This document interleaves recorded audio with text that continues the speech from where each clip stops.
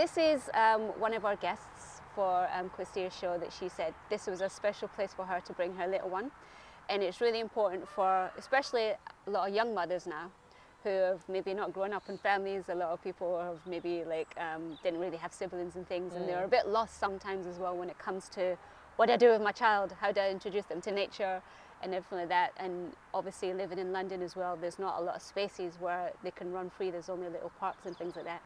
But there are places that are like farms and everything.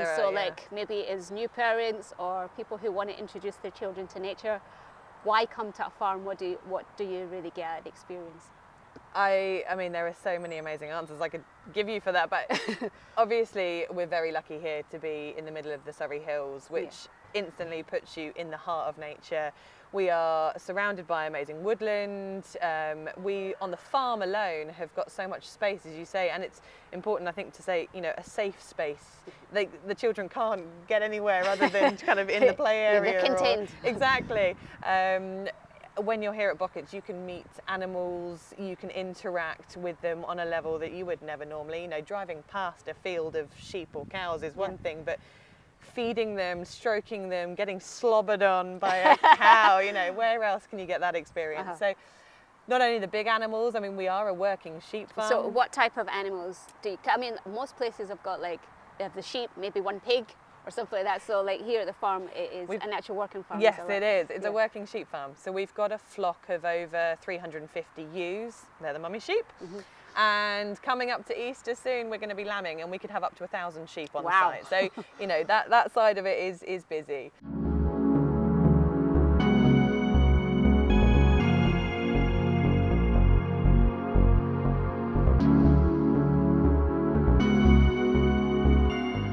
Shai is a global jet-setter entrepreneur who develops property, invests in crypto, and loves to travel to luxurious locations around the globe.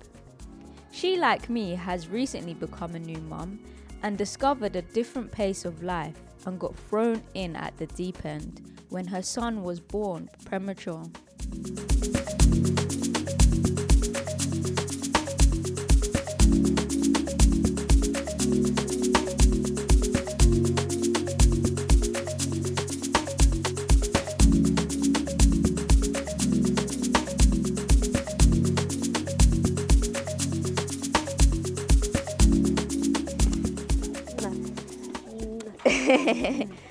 So how old is Rain? So he's 13 months, almost 14 months. Oh, so not that far from Zuri. No, not that far. He's 16 months. Yeah.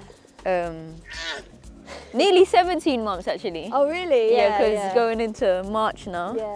Yeah. So you come here often though. It's a really nice place. It's really nice. I like it because it's got the indoor part and the outdoor part. Excuse me. I'm put that on silent. So it's got the indoor part, and then it's got the outdoor play area, loads of different animals. So yeah. So how did you discover this place? Actually, a friend told me about it. Yeah. So she's got a 16-month-old. Yeah. Yeah, and she's got twin boys, and she used to bring her twin boys here when they were younger. So I came for the first time with her. So yeah. So before you had Rain, your son, what was life like, I guess? Very different. Very different because obviously, as you know, you just don't have any responsibilities like that. So you're just, can just be, not that you're not free now, but you have, without that responsibility of a child, you're, able to do whatever, So I was just traveling a lot more. Traveling a lot all over the world, and just trying different businesses, trying different this. You didn't have to worry so much as the stability of the day to day. Just kind of a bit carefree, Bit of a city girl. was a bit of a city girl, that typical kind of, I don't know what you call it, but definitely a city girl. This is a really big farm. I don't know if we have a farm this big in London. Yeah, I know. To be honest with you, Surrey's really good for farms. I guess we got the space, but it's not too far from London. So, and it's pretty easy to get to. Did you find it easy? Yeah. It's just the traffic, coming out of London is always the problem. Yeah, true. But yeah, it's a really nice farm. Wow, oh my days, they've got so many different animals. They've got so many different animals. I know, right? And you can get quite close to them and feed them. Yeah, yeah. So it's good, they're not too far, you know, like in a field where you can't Yeah. sort of see them. And they seem quite happy because there's so many of them. Yeah. They're not like just one or two, because you know sometimes you go to the farm and there's like two by themselves. Yeah, exactly. No, they've This got a lot like of stock. like a family kind of vibe going on. So he's feeding these little goats. These little goats, baby. Like you, my little Capricorn. But What do the goats say? Yeah. What do the goats say? I took Rain to Morocco when he was 3 months old because I'm a traveller and I thought I'm still going to travel with my baby, like whatever. But I knew not to go too far too early. I thought let me just go somewhere that's not too far that I'm familiar with because I've been to Morocco before. And I went with some friends that also have young ones, so we kind of did a group trip. And I thought, okay, let me just test the water. Let me tell you. Now, going there, he was a really good boy, and he just slept the whole flight, you know, and he was fine. And I held him in my lap because they sit on your lap when they're that young. But because I wasn't experienced, the pram that I had wasn't able to come on the plane. So even though I bought a travel pram, it wasn't one that was able to go on the plane, so I had to check it in. So then when I was coming back, the airport journey, because even though he was only 3 months, still quite heavy for me to hold for a long time. And this airport security, it was packed and it was a really long queue. You know them ones that go round and round. And it was like early hours of the morning, you've been travelling, you're tired, and I had to hold him the whole way. And he was a bit fidgety, he was irritable. And I had to carry all my bags and everything as well. So I had to carry him all the way through security, wait for the baggage, carry him while trying to get my suitcases and all that until I got his pram, and that was literally, it killed me. I thought I was going to drop him at one point because they don't give you no fast track in the queue. Really? Yeah. Because so I had the baby carrier, right. Yeah. So listen, I had one of those, but there's so many different types of ones that the one I had was really complicated, that very difficult to do by yourself. It had a lot of different clips and straps. It was so fiddly that it wouldn't be the easiest thing to do by myself. So when I was on the plane going, when I was coming back, I put him in it, and it was like a night flight, like where they switch off the lights, and he was sick, and I couldn't see because it was dark. He was in this thing. I was trying to get him out of it. I couldn't get him out of it because I couldn't see, and he had sick all over his face. So I just literally ripped it off, cleaned him up. No one was helping me because I was sitting on a different part of the plane to my friends because I booked separately to them. So, and they've got their own kids, so they were had their hands full anyway, even if they were. But I had no one to help me. No one was helping me, and I literally was so stressed about it. I just left the carrier thing on the plane when I left because I was like, forget this thing because it caused more trouble than it helped. But then obviously going through that walk through security is when I probably actually really needed it.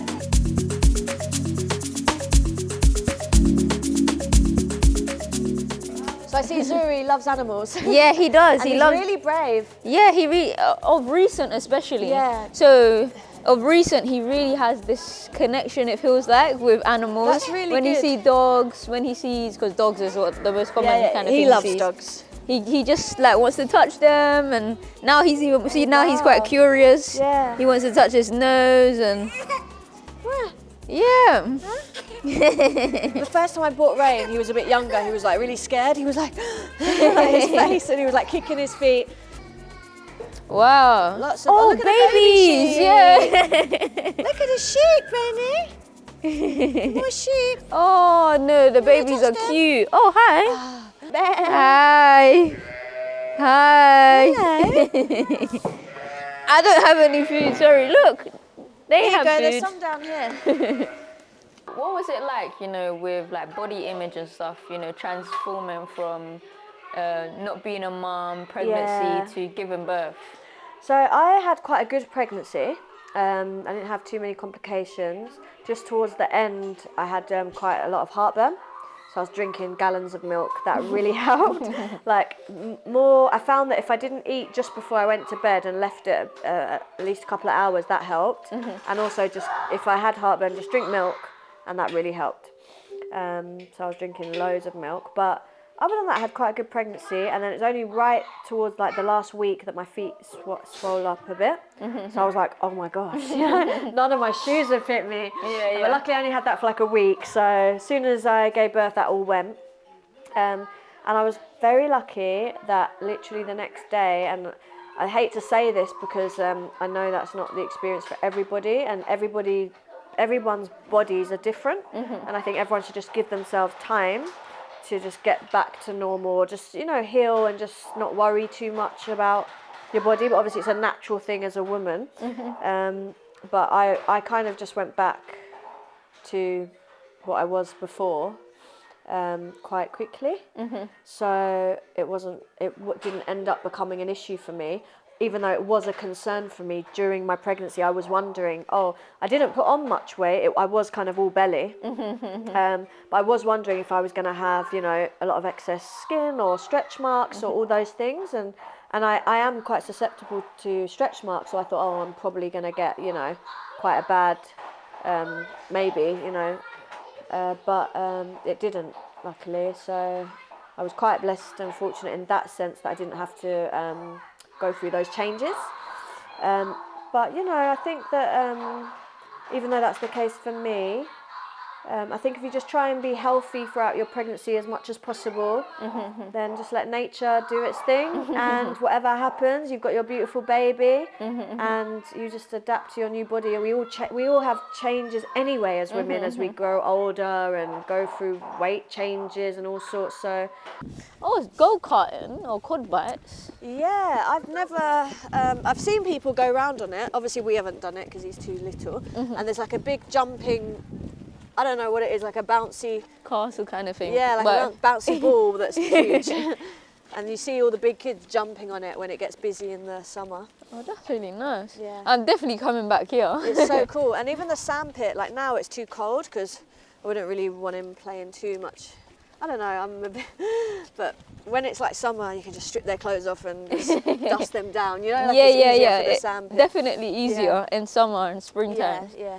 But one thing I've kind of like started to do with Zuri, especially because he's born like winter time, winter, autumn time, is like get like all weathers. Yeah. Because even me, I was struggling at first, as a mum as well, trying to like get him to go out. So he wants to go out any weather. But like, exactly, you know, you feel more, well, everyone likes to go out more in the better weather. Yes. Whereas like he wants to go out at any weather, and I think That's it was good though. And now especially he's a bit like bigger and he's walking as well. It's a bit easier and it motivates me too, because I know he wants to like let that energy out and get some fresh air. Especially because we live in a flat, we don't have like loads of space. Okay, So like going to the park, is like the time, like the space to run around. Literally. And be free. And he is really active, so it's as good you for can him. see, so no, that's understandable. So the birth was fine, but obviously when he's like now been born and they told me they've got to rush him off to like special care, obviously it's a bit worrying. You're like, is everything okay? And then he was in like a tank for, you know, a week. So he had like jaundice, and he had like the blue lights for that. Then obviously when he was first born, he had the oxygen mask to help open, because he's so premature, they have to open up their lungs, so they give them like helping with their breathing. So, you know, your first experience of seeing your baby is kind of like they're all wired up in a tank, so it's a bit, and you've just gone through the birth, you know, so it's a bit, what's the word? It's a bit like of a colder experience, you know, it's not like, you're holding your baby now. But to be fair, I think I was, appreciated the help of the nurses. So because he was in special care, I had a lot of support from those nurses that were working in his care unit. They were really good, and actually there was only a couple of babies in there, so it wasn't like really busy. So I felt like I had like a private room with the support of these nurses, if that makes sense. And because I had no experience about babies, I've never really been around. I've been around kids, but not babies. So I didn't even know how to hold a baby, I didn't know nothing like that. So watching them it was like a little intensive course for that week. So it kind of helped. And then, you know, I was obsessed with staring at him. I didn't want to leave the room, and they were like, "You've got to go," and I was like, "No, no, I don't." You know, and I'd like anytime it was time for his feeds and stuff, I would be in there and feeding him. Look at the donkey, baby. When you was younger, did you go farms or stuff like that? I don't remember when I was like so young as this. I definitely did when I was like, you know, around 7, 8. I have memories of like, we used to go horse riding. Oh wow. Yeah, so we used to have horse riding lessons. We used to go like strawberry picking and stuff like that. Yeah, that's nice. But I don't remember too much farm life. I'm from Brighton originally. Okay. Yeah, but we did used to have like a few farms, but it wasn't like a really regular thing. Yeah. So but there's from like me being a Londoner, Yeah. beach is like the main thing like in yeah, Brighton. exactly. Yeah, so exactly that. So we'd more go to like the parks. Yeah. Or the beach, and then the odd outing would be like the farm now and again or something. But it wasn't like a regular thing. He's been loads. He's been to like so many different farms. But I try not to take him too often because I don't want him to just get so used to it that it becomes a bit boring. Yeah. But now and again, yeah.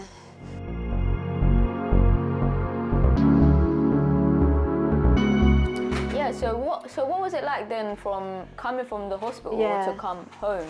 So I was quite scared because I just suddenly was thinking, oh my gosh, like I'm gonna not have the support of the staff, you know, that I had in the hospital, the nurses. But at the same time, I was happy to have him home and just start that journey. And it was like really nice to just see him. Like when he came home, he just was asleep, and I just put him in his little crib at the time, and it was just, you know, I just wanted to stare at him. But obviously I was nervous because new mum, I just kept checking him, making sure he's okay. But yeah, I settled in pretty quickly and got into I kept like a strict routine. So that helped because the hospital had him in a routine of feeding and sleeping anyway. And so he was like clockwork. Literally 3 hours, he would wake up. Like as soon as the minute went to the 3rd hour, he would be crying for milk, and I'd be like, okay. So it helped as well because I knew, okay, he's going to want feeding this time, so I could just get organised. And obviously they sleep a lot in the day. So which farm have you been to before? So there's a farm not far from where we are called Surrey Docks Farm. Okay. And that's like kind of Surrey, Keys, Rotherhithe area. Yeah. Which is not far from us, probably like 20 minutes. And have they got much there? Or? Yeah, so they have pigs, they have goats, they have a pony, they have cow, horse, and they have plants. Yeah. And then they have smaller kind of like rabbits and I like how like it's very like child friendly. Yeah. It's actually this. It's really good size. for the little ones. Yeah, like the smaller children. Yeah, because not just big kids, yeah, most places cater to like the bigger kids. Well, there's a bigger play area for the big kids there. Yeah, and this is for the smaller kids. Makes sense. So that's a it's really good idea. Good, yeah, because a lot of places they cater for bigger kids. Yeah, and just have like a tiny area for the babies and the babies toddlers. just don't get hardly anything. Exactly. What would you say is like the importance of getting out in nature, especially with a child? Oh, I think it's really important because not only for like your physical health, like the air is like just fresh air with your skin, and the baby like that, they just need that nature. I think it's good for the baby to kind of like look around. Like it doesn't matter how young they are. In fact, the younger the better, because when they're lying down flat, they look up and they can see all the leaves. Like Rain used to love it. When I used to go walking around the park, he used to love looking at the leaves, like blowing, and he still does. I did notice that if he was like sick and we were indoors too much, his skin would be drier. And then when I took him out, his skin would like not be so dry, because there was a time where he had like really red sort of dry cheeks. And I was like, oh, is he getting eczema? What's wrong with him? And I think it was just because we was in the house. Yeah. And then when I was taking him out, that all cleared up, literally. And I also got a humidifier for the bedroom, and that helps as well because it adds a bit of moisture to the air. So when you are in the house and they're sleeping, because obviously all throughout the night, that helps too.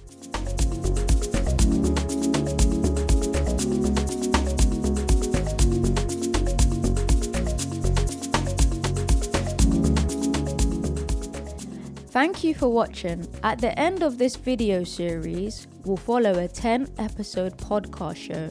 So stay tuned for some more amazing nature and holistic game changers. Like, share, comment, and hit the bell for the latest notifications.